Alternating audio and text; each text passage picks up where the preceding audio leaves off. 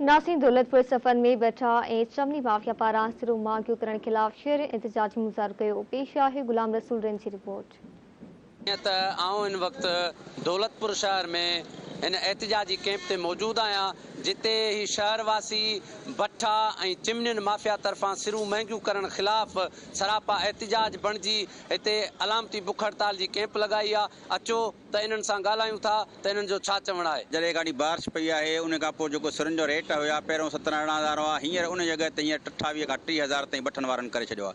असां आला हुकुमरान खे DC खे AC खे अपील था कयूं त महिरबानी करे भठनि वारनि जे ख़िलाफ़ कार्रवाई कनि त जीअं वरी साॻे रेट ते माण्हुनि खे मिलनि त माण्हू सहूलियत, माण्हू घर नथा ठाराए सघनि। ॾुखियाई ॾाढी आहे, माण्हुनि वटि पैसो न आहे, माण्हुनि जा फसल लुड़ी आहे, माण्हुनि जा घर बर तबाह थी विया आहिनि, ॾाढा परेशानी मुश्किलात हालत में आहिनि ऐं माण्हू एतिरी फीस नथा ॾियनि। हिननि खे कहिड़ी बि हालत में कोशिशि करे हिननि खे कंट्रोल करे ऐं 17 खां 18,000 जे वापसी वारे रेट ते हिन खे कायम रखनि। हुकूमत से भी गुजारिश है, बाला हुकामों से भी गुजारिश है कि रेट को नॉर्मल रखा जाए। और जैसे के भट्टे वालों ने भी अपना रेट बढ़ा दिया है। पहले 18,000 17,000 रुपये ट्राली थी, अब कर रखी उन्होंने 28 से 30,000 रुपये। क्या गरीब आदमी क्या खरीदेगा, क्या बनाएगा, क्या अपने वो बच्चों को खिलाएगा। प्लीज़ मेहरबानी करें, बाला हुकाम से DC AC जितने भी इस सिंध के हुक्मरान हैं, सब मेहरबानी करके दोबारा पोजीशन पे उसी नॉर्मल पोजीशन पे लेके आए जो गरीब आदमी खा सकें और आराम से रह सके। ही गरीब माण्हू जेके परेशान लॻा पिया आहिनि, ही कीअं पंहिंजा घर ठाहींदा। हिन जा घर कंहिंजा मिसमार थी विया आहिनि, के माण्हू ॾिसो त दर बदर लॻा पिया आहिनि, के माण्हू माना कब्रिस्तान जो साइड वठी उते रहनि पिया अंदरि।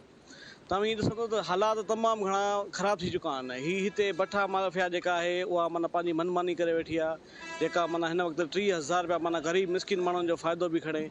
असां चाहियूं था AC साहब खां ऐं ज़िले शहीद बेनज़ीराबाद जे उन खां DC साहब खां मालूम चऊं था ऐं घुर कयूं था त महिरबानी करे इन्हनि ख़िलाफ़ कानूनी कदम खयो वञे।